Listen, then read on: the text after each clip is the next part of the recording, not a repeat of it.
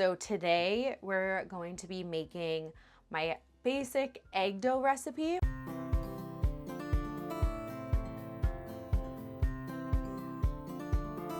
Hi guys, I'm Katie of Buona Pasta Club. Welcome to my pasta making series. Egg pasta is usually rolled out and cut, shaped, or filled, different from pasta that you get in the supermarket, which is extruded and made from just semolina and water.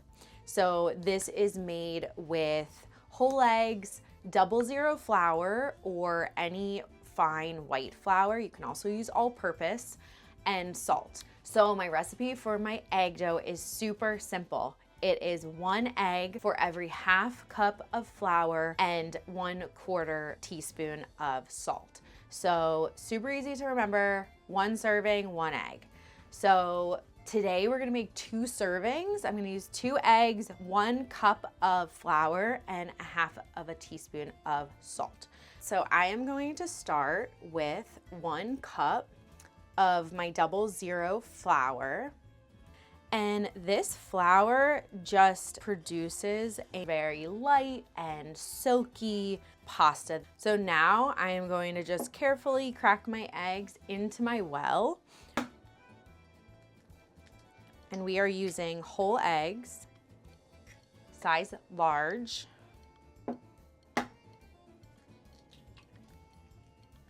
Okay, and now I'm gonna add 1/2 teaspoon of salt.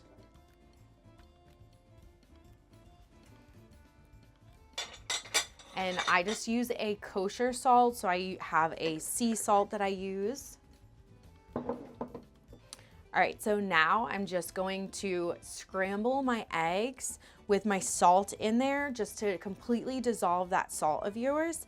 You want to use like a fine salt so that you don't get any super coarse pieces of salt. It's just like a lot harder for those to dissolve. So we're just going to scramble our eggs, get that salt all mixed in there. All right, so once it's all nice and mixed, that's when I start bringing my flour in. So I'm just gonna bring in a little flour at a time.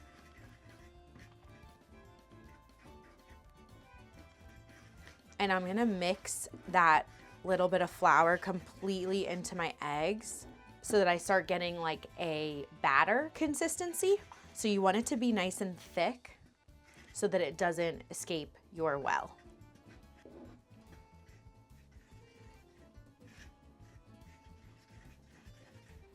So now you can see it's nice and thick and I'm not worried about it going outside of my well, so I can kind of just keep bringing that flour in.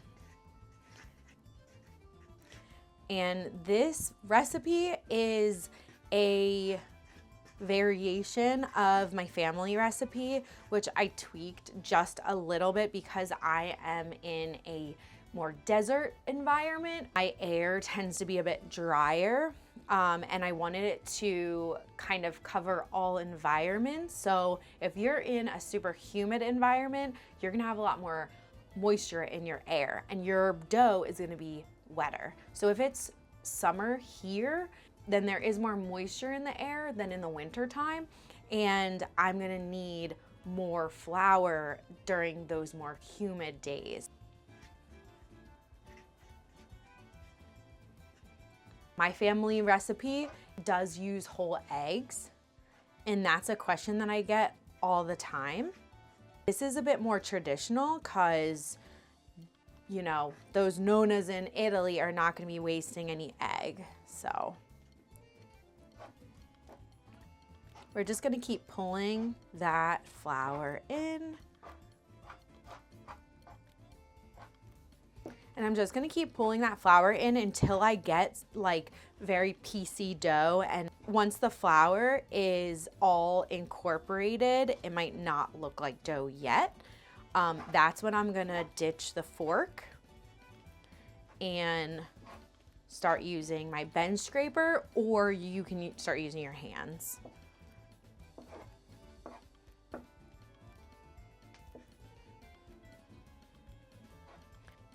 So I'm at a good point now to start hand kneading. So I'm just going to clean off my fork.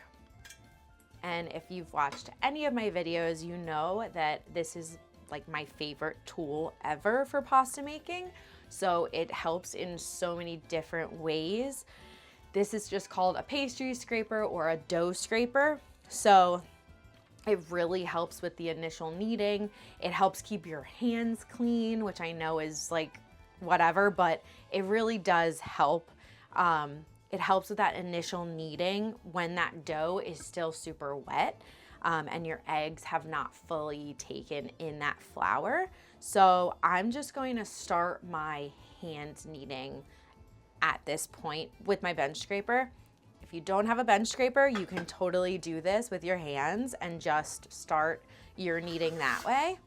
But same motion with your hands as you would with your bench scraper. So you're just going under your dough and pushing it over top of itself in all different angles around your dough. So you're just gonna keep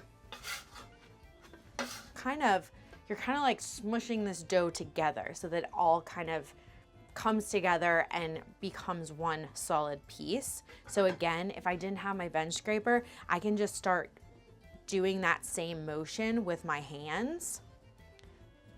I just like to start using my bench scraper, keep my hands a bit cleaner, and not get that dough sticking to my hands and off of my pasta. So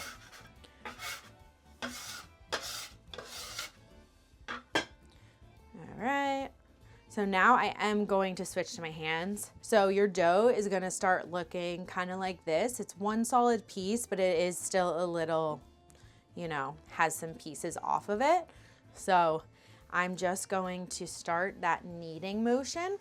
So that kneading motion is the top over itself, and then push it with the heel of your palm down into the dough. So, and then I rotate it 45-degree angle and do the same thing and push that. And this kneading motion is activating that gluten that is in your flour, and that's what produces a flexible and pliable pasta and allows for that stretch.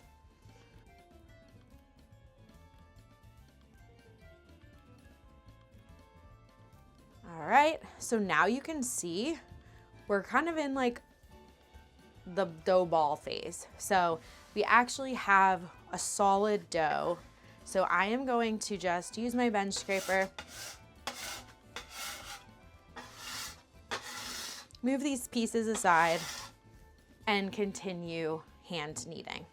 So at this point, you can wash your hands. That's totally fine. I'm just gonna go like this, get that extra dough off, and just move this aside. Now, we are gonna continue kneading.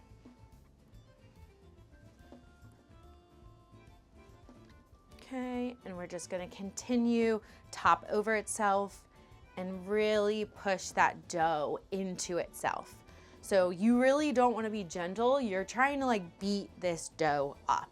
You're activating that gluten, which is a part of a bigger network, and that network needs to be basically built up so that it can almost like grab onto each other and create a network that will stretch instead of break off from each other.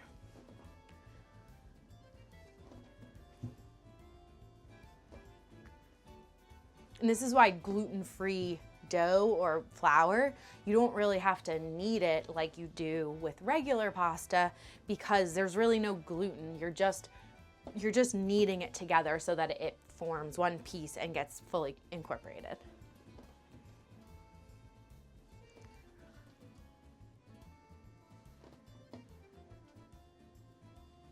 So another thing to also remember is if you take your eggs out like 30 minutes before you start making pasta, they'll get to room temperature, and it'll be a lot quicker and easier for you to knead your dough ball and for your dough ball to become smooth, because you want it to be warmer. When it's cold, similar to when you rest your pasta, you want to rest it at room temperature, because your pasta will be more relaxed and more easy to work with when it's warmer instead of colder.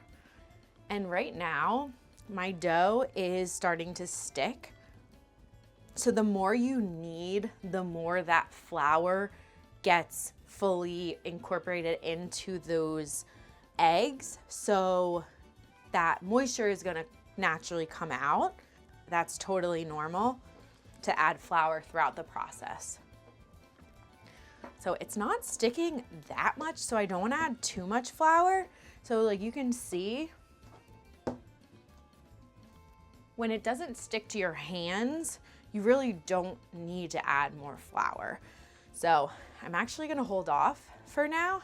Now, if it was sticking to my palms like it was, then I can add flour. When you add flour to your dough, if it is sticky, you want to add it just a little at a time, because a little does go a long way, and it's going to just be a bit harder to work with if you have more flour than hydration.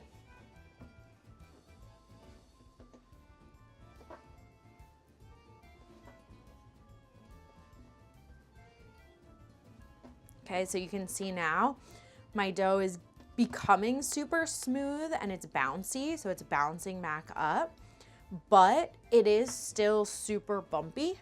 So I'm gonna keep kneading until my dough is completely smooth, no bumps at all, and super bouncy. And that's what tells me that that gluten has been activated.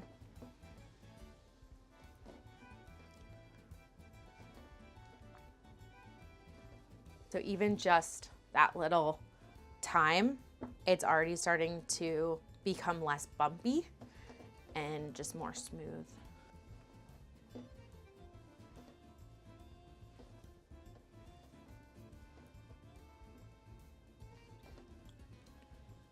And a little fun fact, so egg pasta is more common in northern Italy. So if you're in the south of Italy, you'll find a lot more like hand-formed pasta, which is like cavatelli or gnocchetti, which I also love to make. But it's a completely different pasta, different ingredients, and that pasta, as mentioned, is more closer related to like the extruded pasta that you find at the grocery store, which is just semolina, which is durum, wheat flour, and water. So no eggs. And I use this pasta recipe for almost all of my egg pasta recipes. If I am doing like a shaped pasta, like farfalle, or especially like a garganelli, which is similar to a penne where it has a hole in it and you want it to like stand up on its own, that's when I add in half and half of the semolina, because your semolina flour is way more structured. It has 15% higher protein count than a white flour. So it's gonna hold your pasta up in its shape way better, which when it comes to a tagliatelle or a fettuccine, I want my pasta not to hold up. I want it to be super smooth and silky. And that's why I use only 00 flour for my egg dough.